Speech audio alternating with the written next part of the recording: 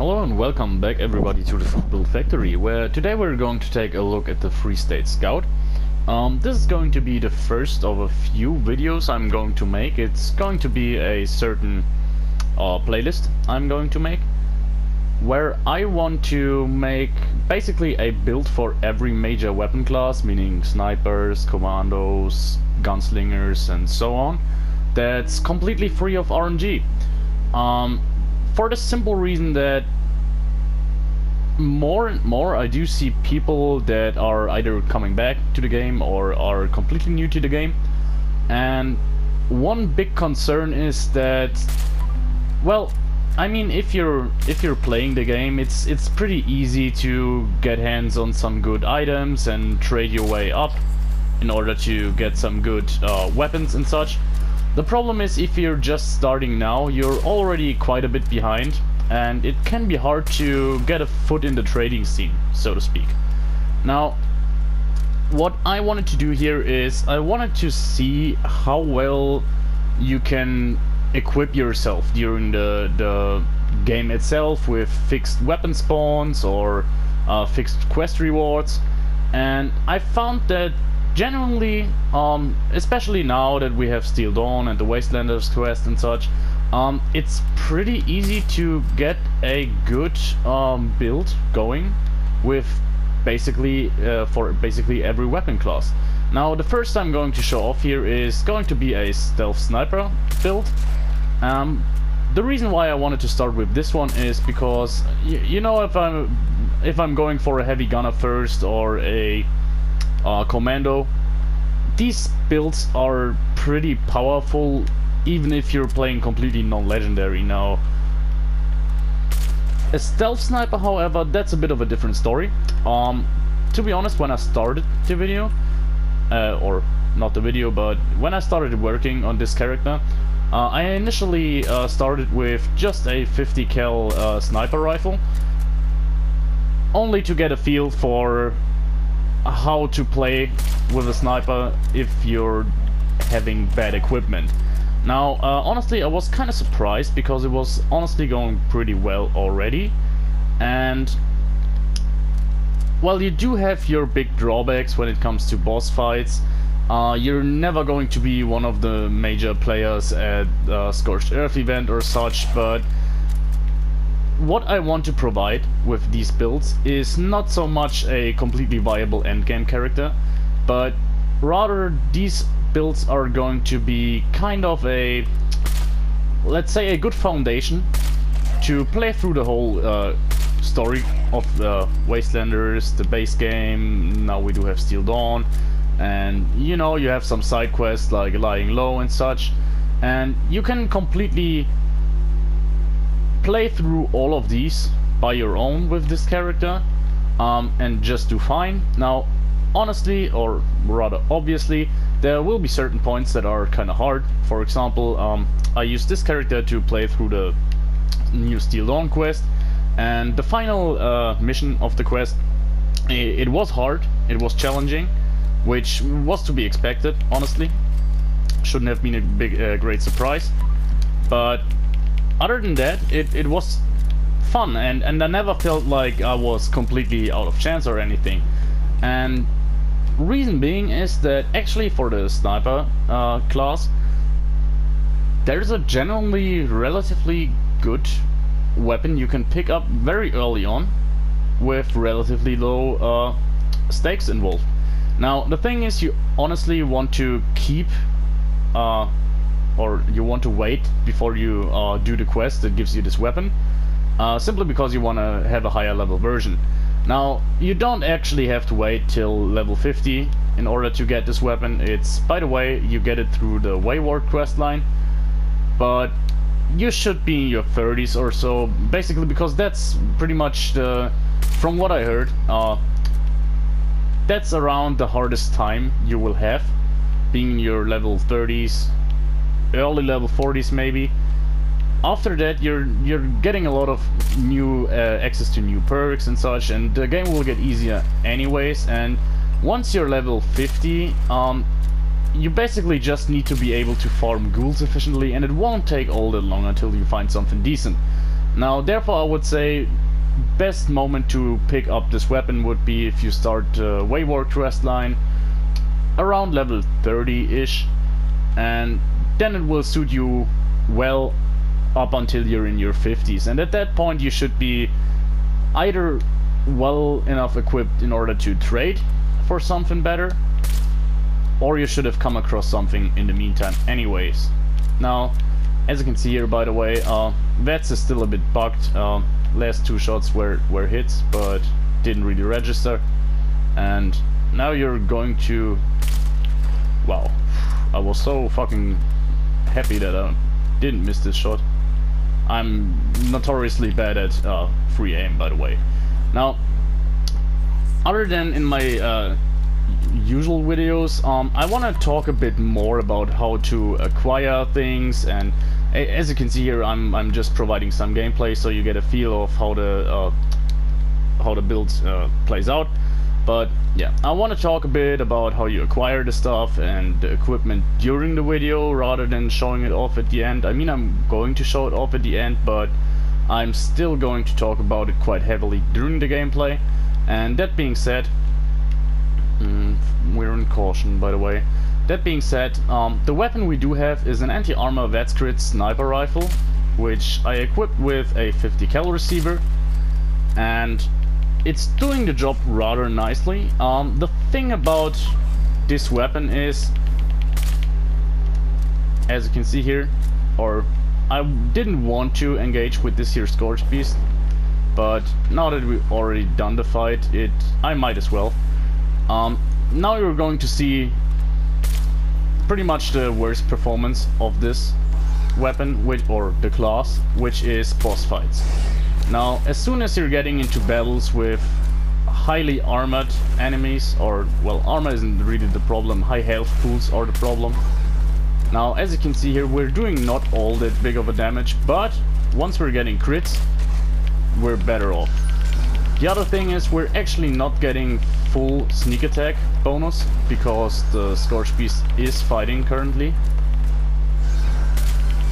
But 360 damage is noticeable. Now, if you compare that to a stealth commando, by the way, the Scorch Beast would already be dead for quite a few seconds now.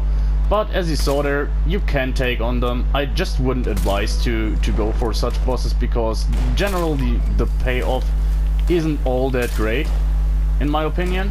Like, you get some rare materials, and especially if you're into consumables, you can get some very nice meat from Scorch Beasts that give you quite significant stat buffs, but that's about it.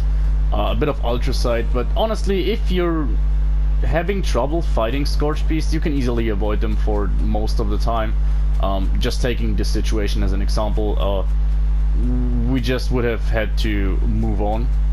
We're also a stealth character, so yeah, by the way, I'm not even going to bother fighting it to the end. You saw how it turned out. It would have been like 2 more shots or something, and either this is a complete new Scorched Beast or it regenerated.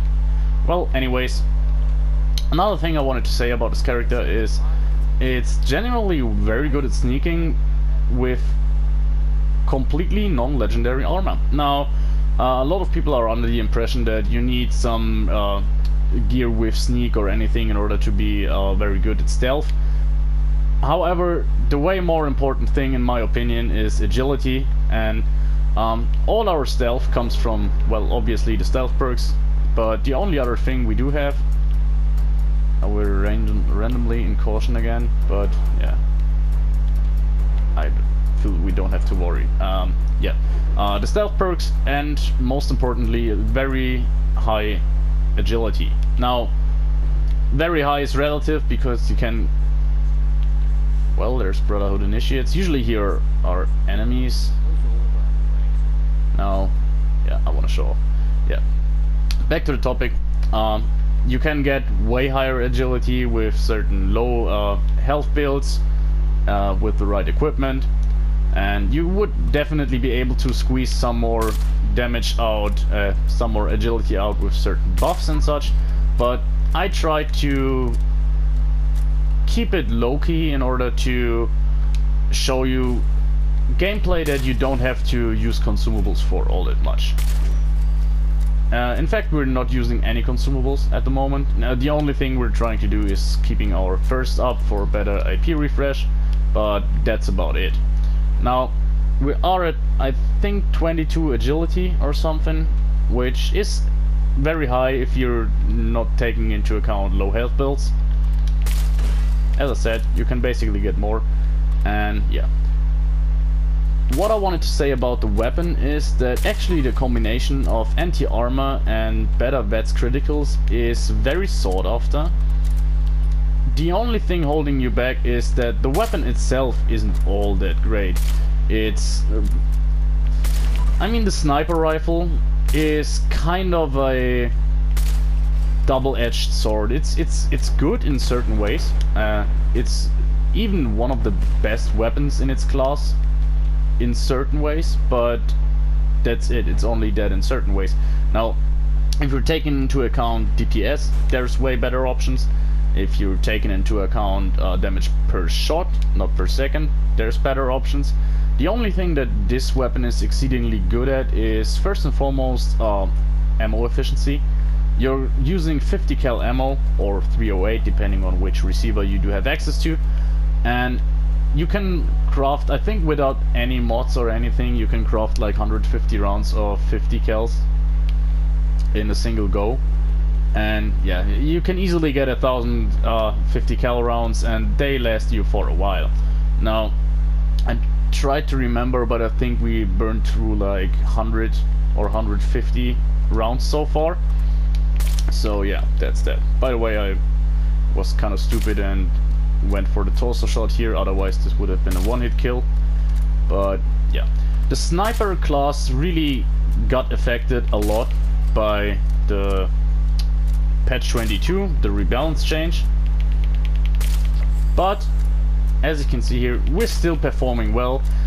The only problem the sniper class has is that it's basically surpassed in any way by commando. There's just not a good reason to go for it other than role-playing reasons. However, I feel like I'm not alone when I'm saying that in previous Fallout games I basically, like, I think I pretty much always started with a stealth sniper character. Like, even if you're taking into account Elder Scrolls games, I started with a stealth archer. So that's just a very common build people or Fallout players tend to like, in my opinion. And it's one I see a lot of problems with. Now, I'm basically going to focus on these builds most, or first, that I see people complain about. I'm mainly talking about Reddit here.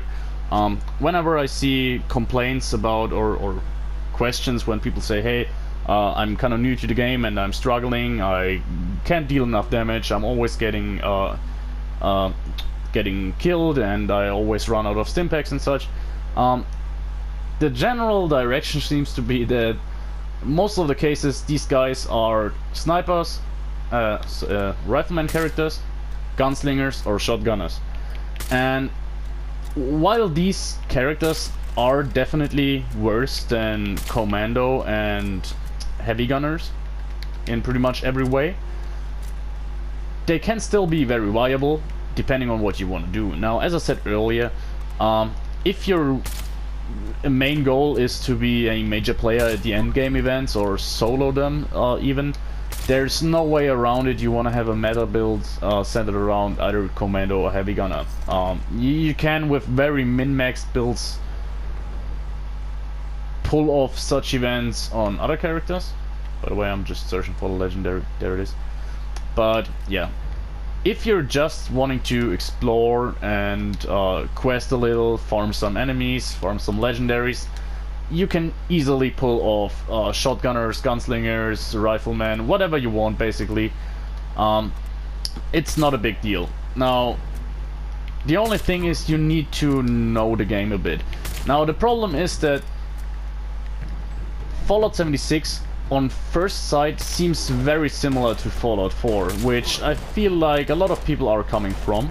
Like, a lot of players, or especially newcomers, are basically or went into the franchise with Fallout 4, and yeah, the whole game style, gameplay is very similar, but this being an online game, things had to be reworked a little, and even slight changes made a big difference in a lot of parts. And yeah, you have to read between the lines, and sometimes it's just very uncertain, or Bethesda didn't make things clear, so that building a character can be kind of troublesome.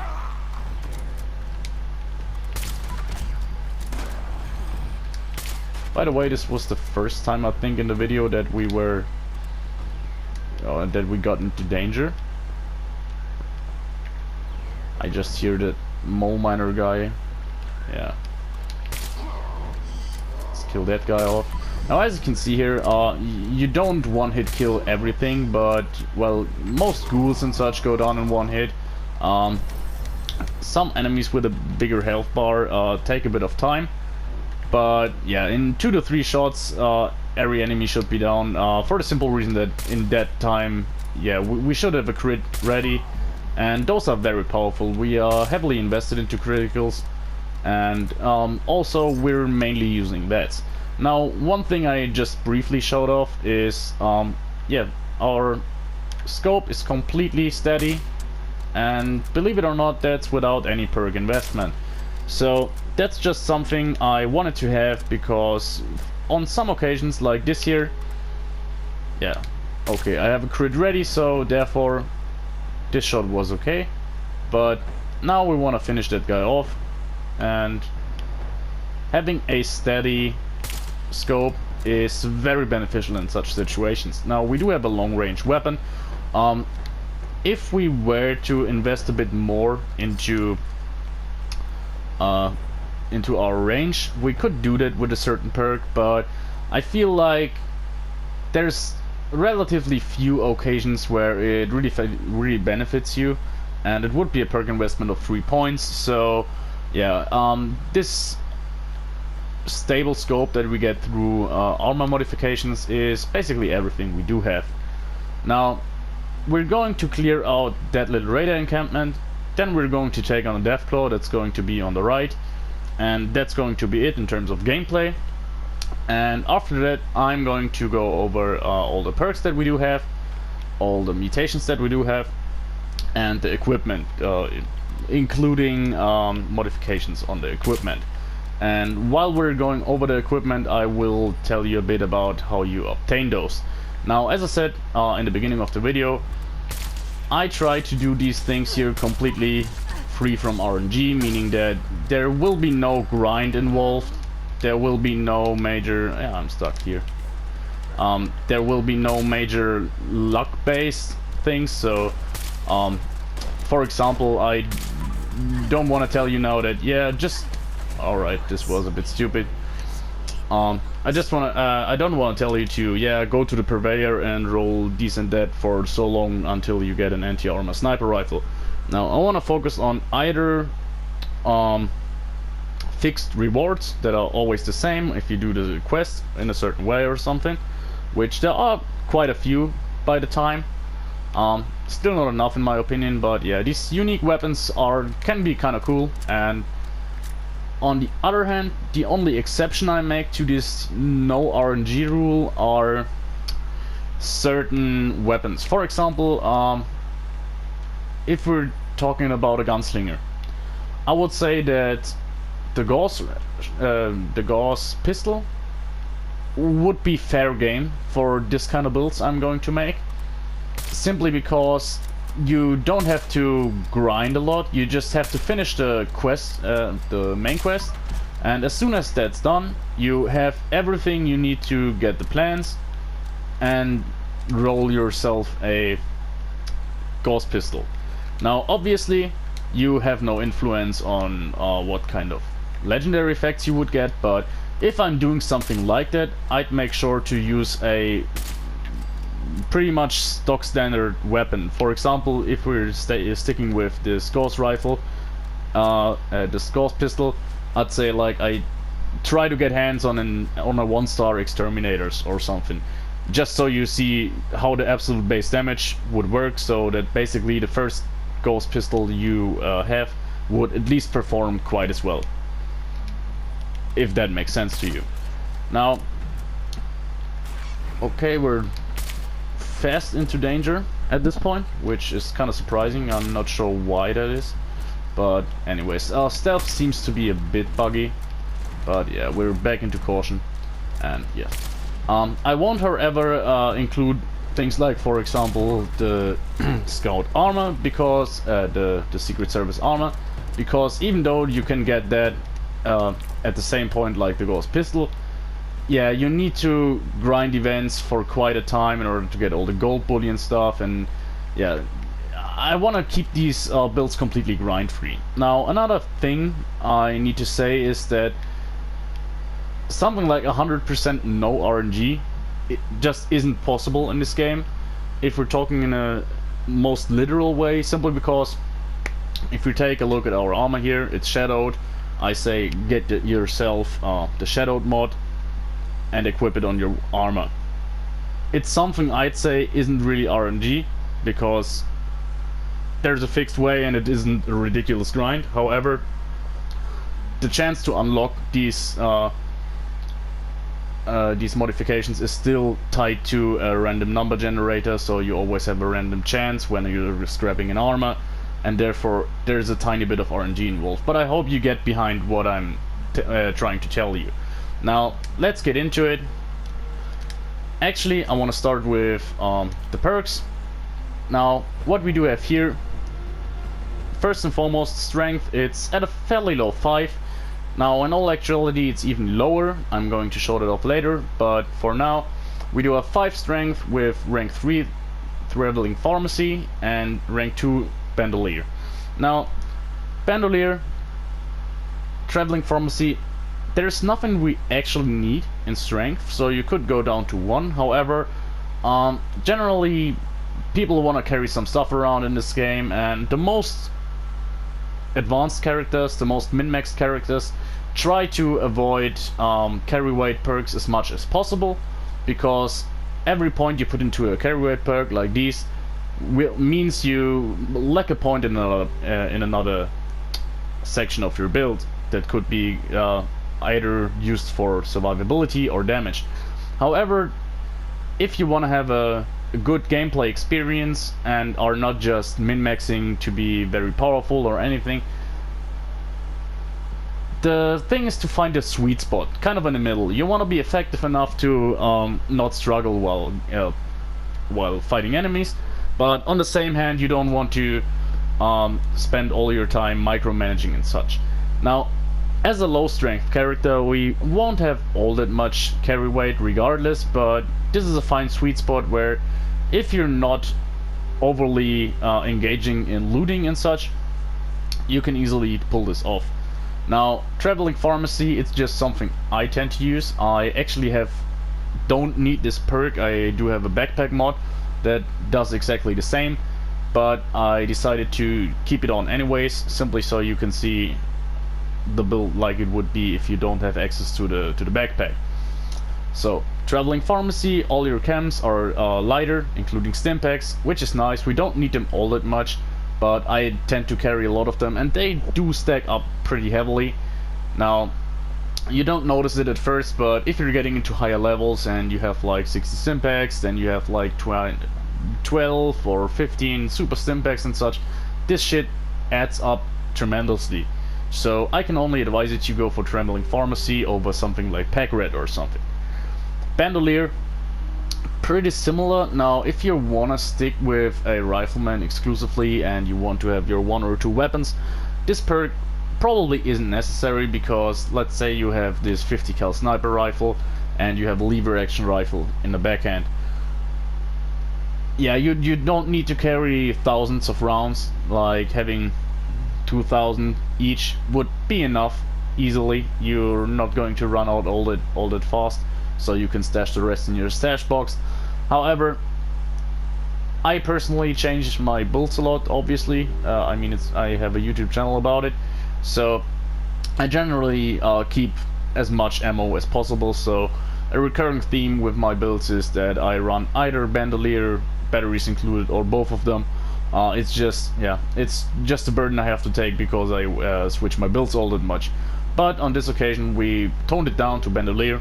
And now let's move on to perception. This is the part where it gets interesting and actually fits our build more. We're getting out of convenience here and into damage territory. Now, an obvious pick, rifleman. All 3 ranks maxed out. This is something, with minor exceptions, you should prioritize on pretty much every character. Now, if you really need some perk points elsewhere, it's obviously okay if you go for rank 2 of all 3 perk cards, for example. But yeah, this is the easiest way to get some consistent damage. It's not all that much. 1 rank gives you 10 damage of your base damage, but it's worth it, trust me. And on a rifleman character you want as much damage as possible, consistent damage at least. Tank killer, pretty similar. This build here is all about armor penetration. Now, there isn't a lot of ways in this game, or now that I'm thinking about it, I think this might be pretty much close to the most armor penetration you can get. Now, we do have this here 36% armor penetration from the perk tank killer. Now, this adds up with our anti-armor effect on the weapon. Not multiplicatively, it's additive, so you're having 50% armor penetration from our rifle, from our legendary effect, meaning if we hit an enemy, 50% of its armor gets surpassed, and another 36% of the armor that's left is going to be surpassed. So it's not adding up to 86%, but it's probably something in the range of 67% or something, but it's still worth it to have this perk equipped. And the last thing here is concentrated fire. Now, you can live with rank 1 of it easily. The most interesting thing about concentrated fire is the ability to target specific limbs. Now, pretty much every character that wants to use VETs needs at least rank 1 of concentrated fire, simply so you can target weak spots. Most cases you're going for the head. In terms of the Deathclaw, you could have gone for the belly, which is also a sweet spot to hit. On Mr. Gutsy's you want to go for the thruster, and so on. On some occasions it can really make the fights easy. For example, if we're talking about sentry bots, these things can be a pest, but easily, if you get 1 hit in on their fusion core, the fight is over, pretty much always. And with concentrated fire rank 3, 2 shots, 3 shots at least, the 4th will basically always hit.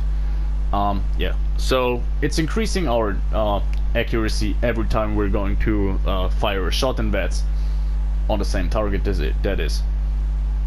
The damage bonus is arguably not worth it. It's like 2% or something. I don't really have it in my mind, but that's not the point we're using it for.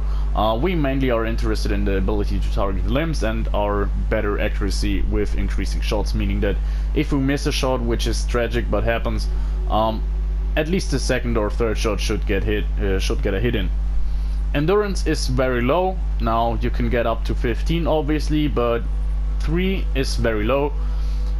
Reason being, we're a stealth character. We don't want to be hit at all. Now, you saw it go wrong when we went into danger, which was just a mistake on my part, honestly. I went directly into the camp and didn't really pay attention, got flanked, and yeah. If you're getting detected, you're getting killed easily. Now, if I have reacted faster, I could have gone out of range, retreated a little and gotten back into stealth, which would have been fine, but yeah, fireproof is the only thing we need here, for the simple reason that you do have occasions where you forget that a legendary robot explodes, a car next to you explodes. It's stuff that just happens from time to time, and with such low endurance as we have, yeah, it can easily happen that it one hits you, so we want to avoid that by fireproof. Now, we could use a dense armor chest piece, but honestly, we want another mod on the armor chest piece, so therefore we went with rank 3 fireproof here. I'm going to show the armor later. On to charisma. We do have rank 3 and tenderizer. One pick I really take really often is Lone Wanderer and charisma 4.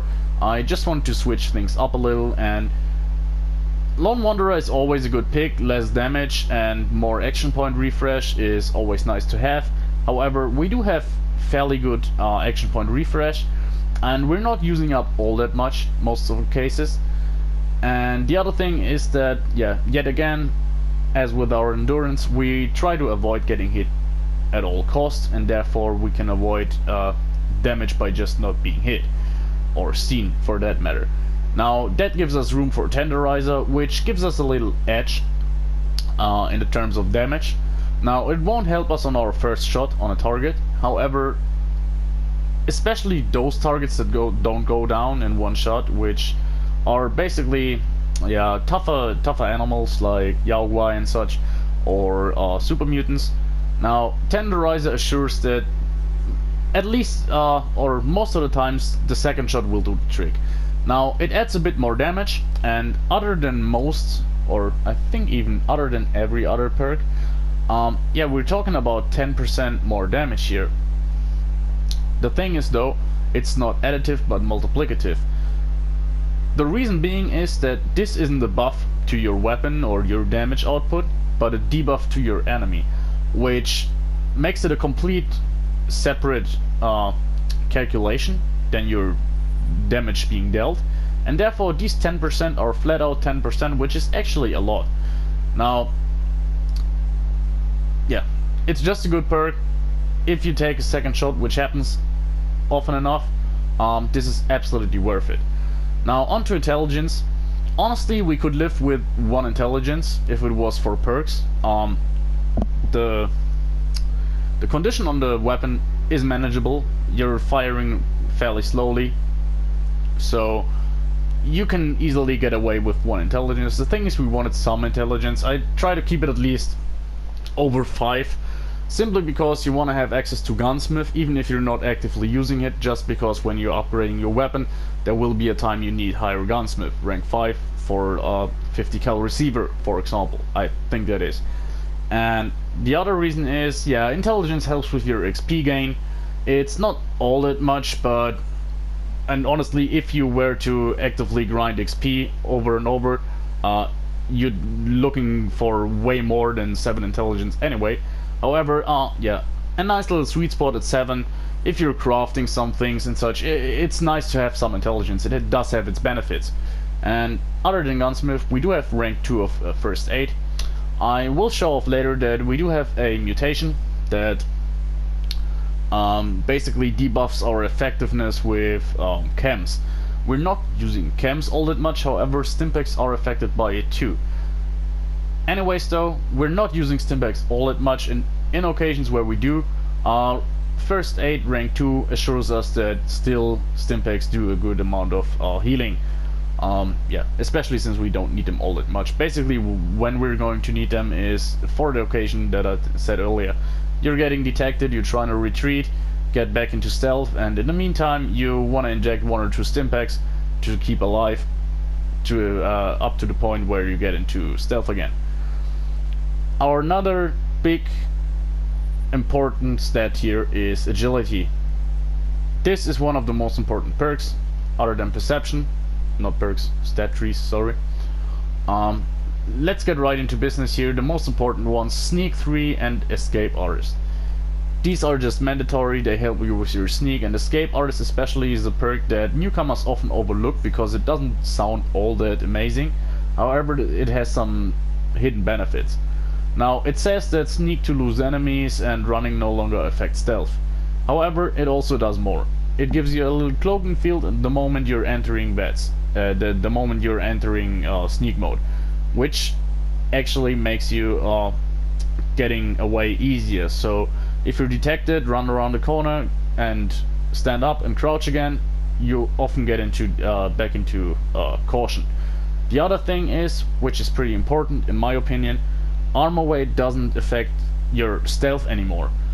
Armor weight does affect your stealth in the base game, however the moment you equip this perk here it's completely irrelevant. Also, the movement penalties being removed is very nice. Now, Gunfu at rank 3, it's not something we use all that often, but once we do, or when we do, it can be very nice, especially if it happens to happen on super mutants, for example. Now, there's a possibility with some of our perk combinations that we could theoretically kill 5 to 10 enemies in a row without ever going out of VETS. At the moment it doesn't happen all that well because VETS is a little bit bugged and often just closes itself, but yeah, it can definitely happen. And even if these extreme numbers like 5 or 10 enemies in a row are very rare, it does happen for quite a fair amount of time that you kill 2 or 3 enemies in a row with a single VETS round, which is nice, and a bit of extra damage there is also nice. You could get away with rank 1 simply for the gimmick itself, like I said, with concentrated fire, the ability to target specific limbs. Rank 1 Gunfu, the ability to swap directly to the next target after you kill one. These are nice benefits, and yeah, we just maxed it out because we do have a lot of agility, and agility 15 is just a given. We want to have that and might as well use it for ranking up our perks. Covered operative. Now this shouldn't be a surprise for everyone. We're a complete stealth character, so improving our stealth attacks is, yeah, just very obvious. Action girl rank 2. Whenever you don't really know what you want to use, Action Girl is always a good pick. Adrenaline might be a good pick too, but basically Adrenaline is always a good perk if you want to fill up some perk points. The thing is that this is the only thing we do have in order to improve our action point refresh, so therefore I felt like completely running without any form of boost to our AP refresh, it just didn't feel good on a VETS character. It's not really necessary, but yeah, rank 2 Action Girl definitely helps us here. And last perk here is Through Hiker, similar to our strength perks. This is a convenience perk. It's all for carry weight, and yeah, you don't need it. If you don't need it, take Adrenaline or higher rank of Action Girl. You could use Born Survivor, for example, but yeah, I feel like it could be beneficial. And yeah, you see how the build works out. Obviously you could use here something here to increase your damage output, as I said, but with your low carry weight overall, another convenience perk is nice. Now arguably with benefits from or debuffs from being hungry and thirsty or being removed, you could arguably have an easier time not using Through Hiker, but yeah, use whatever you feel like here. Just know Through Hiker is an option. However, the better alternative would be Adrenaline rank 3. And lastly, we do have Luck here. Bloody Mass at rank 3, extra damage, always nice. It's not as good as it once was, but it's still worth it here. Rank 2 Starch Genes, I'm getting into our mutations soon.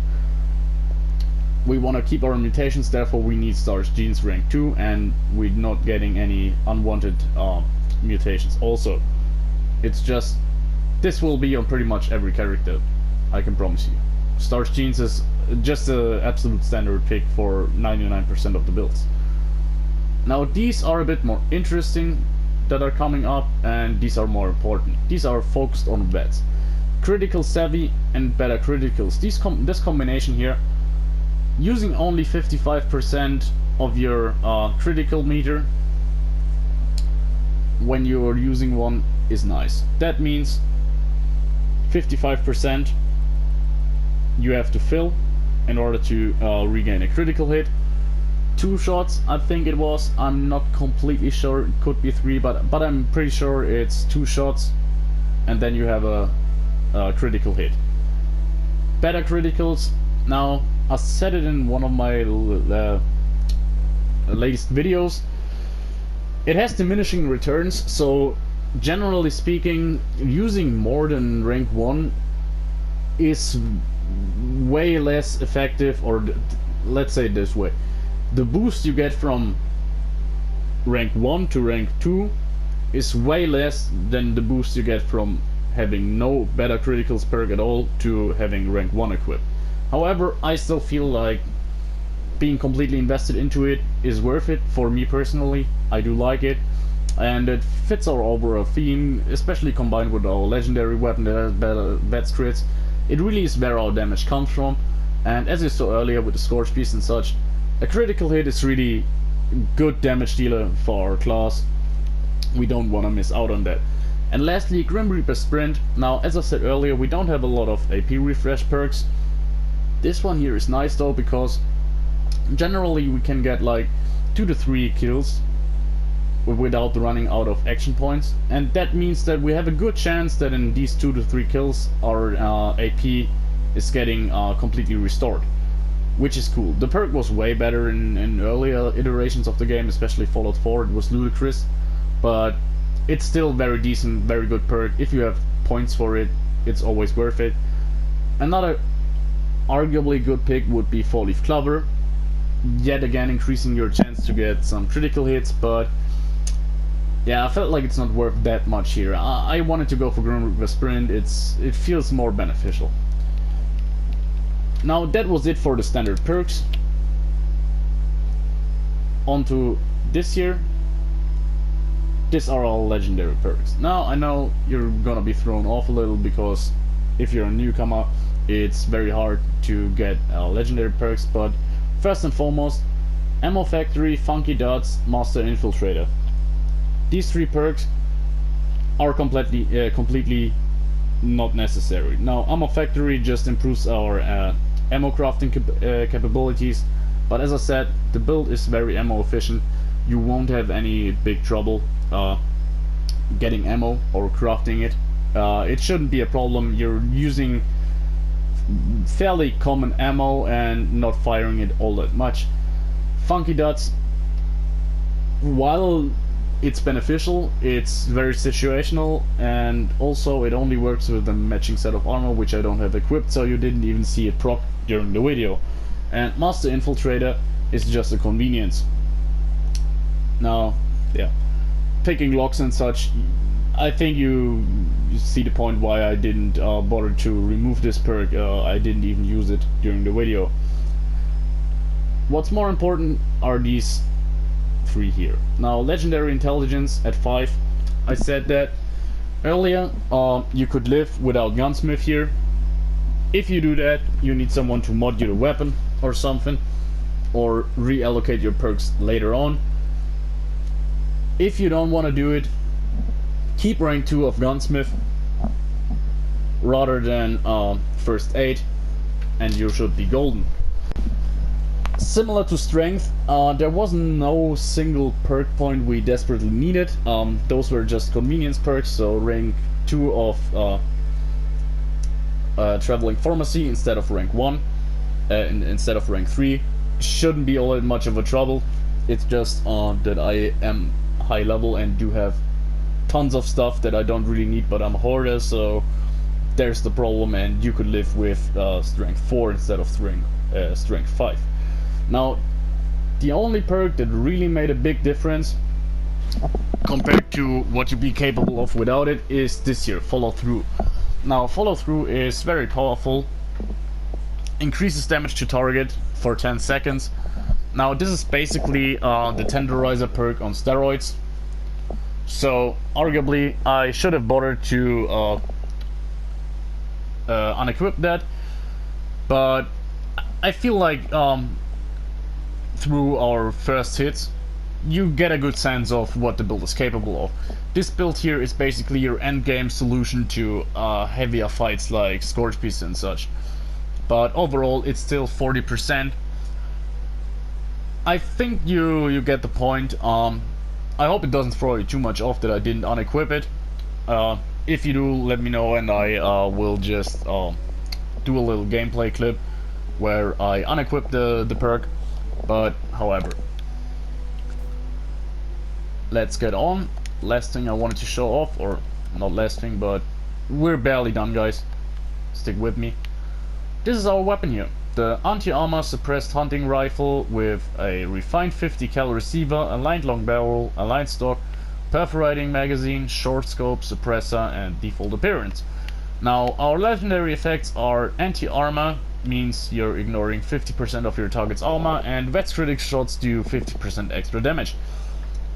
This weapon here you get by the end of the Wayward Crest, and the only thing you have to do, without spoiling you here, is you have to go, if you're going to choose, you have to choose rifle. Pretty straightforward. I think you could have come to that conclusion yourself. So basically, just don't touch the Wayward Quest for, as I said in the beginning of the video, until you're level 30 or something, and you should be golden. In terms of armor, we do have a completely non-legendary set of armor. We do have 3 pieces of combat armor. They should all be sturdy, if I remember correctly. Yeah, they are sturdy, ultralight, and shadowed. And light metal arms that are stabilized and shadowed. Now, stabilized, this modification is the reason why my scope is so steady. If you remember, I'm not doing anything, it just doesn't move, which is perfect. I think one arm would even work. I didn't bother to try that, so feel free to try that out. But yeah, I did it with both arms, otherwise you would go for lightweight or ultralight too. Shadowed is important for better sneak, and you can get all those modifications by scrapping down armor pieces. The weapon, the armor itself, you can get hold of by playing the game. You can buy the plans from vendors and craft the weapon and craft the armor yourself, but honestly it doesn't really matter, because as you can imagine here, yeah, it's just a mix match set of something that I thought looked cool. The only really necessary thing was that, yeah, you wanna have shadowed armor. As I said, weight doesn't matter. Yeah, just go for what looks cool and has some decent stats, and you're fine. If you throw an outfit over it, just take whatever has the best defense stats, like DR and ER, and yeah, put shadowed on it, ultralight, just because it's easier to carry around, and you're golden. Now, the eye patch is an atomic shot item, yeah, and so is the backpack. I should probably show you that. This is the backpack. It does have the chemist backpack mod, which, yeah, reduces all chems weight by 90%, does not stack with perks.